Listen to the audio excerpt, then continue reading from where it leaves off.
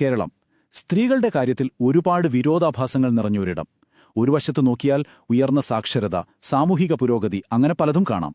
പക്ഷെ മറുവശത്തോ ആഴത്തിൽ വേരൂന്നിയ ഒരു പുരുഷാധിപത്യ സമൂഹം. അപ്പോ ഈ വിശകലനത്തിൽ നമ്മൾ ഈ സങ്കീർണമായ യാഥാർത്ഥ്യത്തിന്റെ ചുരുളഴിക്കാൻ പോവുകയാണ്. അപ്പോ ഇതാണ് നമ്മുടെ മുന്നിലുള്ള ആ വലിയ ചോദ്യം. ഒരു സമൂഹത്തിന് എങ്ങനെയാണ് ഒരേ സമയം പുരോഗമനപരവും അതേസമയം തന്നെ ഇത്രയധികം പുരുഷാധിപത്യപരവുമാകാൻ കഴിയുന്നത്? ഈയൊരു സംഘർഷമാണ്, അല്ലേ? ഇതാണ് കേരളത്തിലെ സ്ത്രീകളുടെ അനുഭവങ്ങളുടെയെല്ലാം കാതൽ. ശരി, നമുക്ക് ഈ വൈരുദ്ധ്യം ഒന്ന് അടുത്ത് കാണാം. ഒരു വശത്തു നോക്കൂ, ഏതാണ്ട് 100% സ്ത്രീ സാക്ഷരതയാണ്.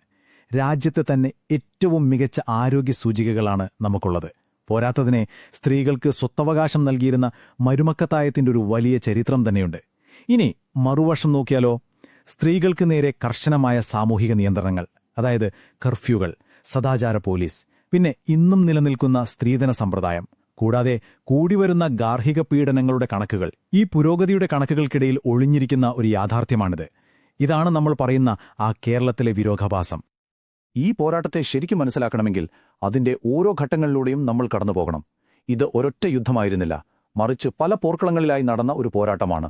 അത് സ്വന്തം ശരീരത്തിൽ തുടങ്ങി വീടിന്റെ അകത്തളങ്ങൾ കടന്ന് പൊതുവിടങ്ങൾ പിടിച്ചടക്കി ഒടുവിൽ സ്വന്തം വ്യക്തിത്വം നിർവചിക്കുന്നതിൽ വരെ എത്തിനിൽക്കുന്നു. അപ്പോൾ നമുക്ക് ആദ്യത്തെ പോർക്കളത്തിലേക്ക് തന്നെ കടക്കാം. സ്വന്തം ശരീരം. അതെ, 19-ാം നൂറ്റാണ്ടിൽ മനുഷ്യന്റെ ഏറ്റവും അടിസ്ഥാനപരമായ അന്തസ്സിനായുള്ള പോരാട്ടം നടന്നത് സ്ത്രീകളുടെ ശരീരത്തിന്മേലായിരുന്നു. ഇവിടെ ഏറ്റവും പ്രധാനപ്പെട്ട കാര്യമെന്താണെന്ന് വെച്ചാൽ, താഴ്ന്ന ജാതിയിലെ സ്ത്രീകൾക്ക് അവരുടെ അവകാശ പോരാട്ടം തുടങ്ങേണ്ടി വന്നത് ഏറ്റവും അടിസ്ഥാനപരമായ ഒന്നിൽ നിന്നായിരുന്നു: മാന്യമായി വസ്ത്രം ധരിക്കാനുള്ള അവകാശം. ചാനാർ ലഹളയിൽ മാറുമറയ്ക്കാനും കല്ലുമാല സമരത്തിൽ ജാതീയ അടിമത്തത്തിന്റെ ചിഹ്നങ്ങൾ വലിച്ചെറിയാനും അവർക്ക് പോരാടേണ്ടി വന്നു. കാരണമെന്താണെന്നോ? അവരുടെ ശരീരങ്ങളെ ജാതിയുടെ ഒരു പൊതു അടയാളമായിട്ടാണ് സമൂഹം കണ്ടിരുന്നത്. അതുകൊണ്ടുതന്നെ ഈ സമരങ്ങൾ വെറും അവകാശങ്ങൾക്ക് വേണ്ടിയായിരുന്നില്ല, മറിച്ച് ആത്മാഭിമാനം വീണ്ടെടുക്കാനുള്ള പോരാട്ടങ്ങളായിരുന്നു. ഒന്നാലോചിച്ച് നോക്കൂ, പുലയസ്ത്രീകളെന്നണിഞ്ഞിരുന്ന കല്ലുമാല അതൊരു അലങ്കാരമായിരുന്നില്ല, അല്ല, മറിച്ച് അതൊരു ചങ്ങലയായിരുന്നു. മൃഗങ്ങളെ കെട്ടിയിടുന്നതുപോലെ അവർ അടിമകളാണെന്ന സമൂഹത്തെ എപ്പോഴും ഓർമ്മിപ്പിക്കുന്ന ഒരു ചിഹ്നം. അങ്ങനെയുള്ള ഒരു സാഹചര്യത്തിലാണ് 1915 മഹാനായ അയ്യങ്കാളി ആ ചരിത്രപരമായ ആഹ്വാനം നടത്തിയത്: നിങ്ങളുടെ കല്ലുമാലകൾ അറുത്തെറിയുക. അതൊരു സാധാരണ വാക്കുകളായിരുന്നില്ല, ഒരു വിമോചനത്തിന്റെ പ്രഖ്യാപനമായിരുന്നു അത്. ആയിരക്കണക്കിന് സ്ത്രീകൾ ആ ആഹ്വാനം ഏറ്റെടുത്ത് അടിമത്തത്തിന്റെ ആ ചിഹ്നങ്ങൾ കൂട്ടത്തോടെ വലിച്ചെറിഞ്ഞു. അതൊരു ചരിത്ര നിമിഷം തന്നെയായിരുന്നു. ഇനി നമുക്ക് അടുത്ത പോർക്കളത്തിലേക്ക് നീങ്ങാം. പോരാട്ടം ശരീരത്തിൽ നിന്ന് മാറി വീടിന്റെയും ക്ലാസ് മുറികളുടെയും സ്വകാര്യതയിലേക്കെത്തി. ഇവിടെ വിദ്യാഭ്യാസവും അറിവും ഒരു പുതിയ ആയുധമായി മാറി. പക്ഷേ ഒരു വിരോധാഭാസമെന്ന് പറയട്ടെ, ഇതേ കാലഘട്ടത്തിലാണ് സ്ത്രീകൾക്ക് പരമ്പരാഗതമായി കിട്ടിയിരുന്ന ചില അവകാശങ്ങൾ നഷ്ടപ്പെട്ടു തുടങ്ങിയതും. ഈ താരതമ്യം വളരെ പ്രധാനപ്പെട്ടതാണ്. കേരളത്തിൽ നിലനിന്നിരുന്ന മരുമക്കത്തായം എന്ന വ്യവസ്ഥയിൽ പിന്തുടർച്ച അമ്മ വഴിയായിരുന്നു. സ്ത്രീകൾക്ക് സ്വന്തമായി സ്വത്തവകാശവും കൂടുതൽ വ്യക്തിസ്വാതന്ത്ര്യവും ഉണ്ടായിരുന്നു. എന്നാൽ പുരുഷപരിഷ്കർത്താക്കൾ കൊണ്ടുവന്ന ആധുനിക പുരുഷാധിപത്യ കുടുംബസങ്കല്പത്തിൽ കഥയാകെ മാറി. അധികാരം ഭർത്താവിലേക്ക് കേന്ദ്രീകരിക്കുകയും സ്ത്രീകൾ സാമ്പത്തികമായി മറ്റൊരാളെ ആശ്രയിക്കേണ്ട അവസ്ഥയിലേക്ക് മാറുകയും ചെയ്തു. ഒരു നൂറ്റാണ്ടോളം നീണ്ടുനിന്ന പല നിയമങ്ങളിലൂടെ മരുമക്കത്തായമെന്ന വ്യവസ്ഥയെ എങ്ങനെയാണ് പടിപടിയായി ഇല്ലാതാക്കിയതെന്ന് നോക്കൂ.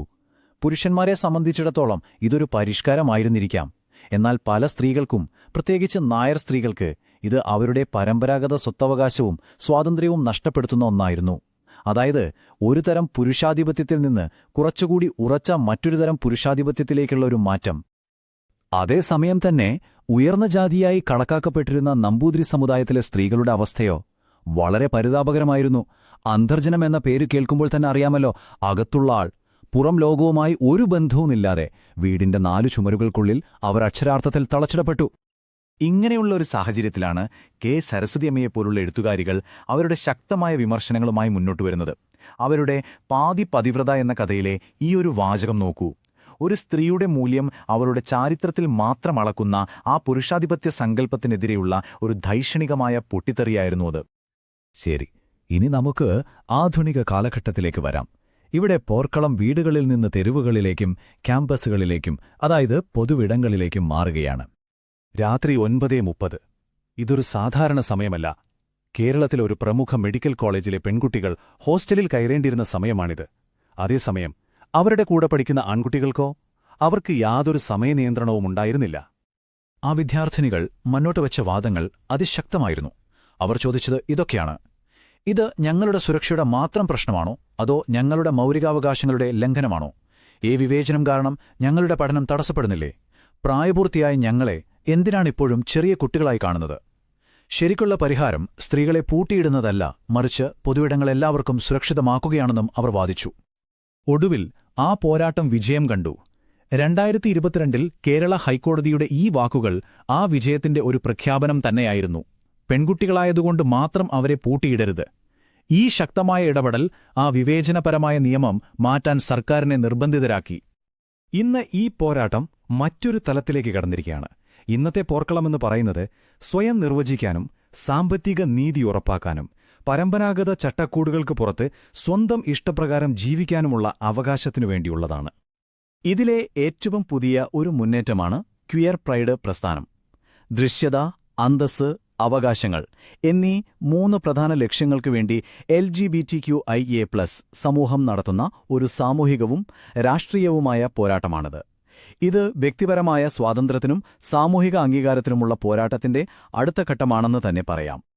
എന്നാൽ വ്യക്തിത്വത്തിനായുള്ള ഈ പോരാട്ടം സാമ്പത്തിക അതിജീവനത്തിനായുള്ള പോരാട്ടത്തിൽ നിന്ന് വേറിട്ട് നിൽക്കുന്ന ഒന്നല്ല.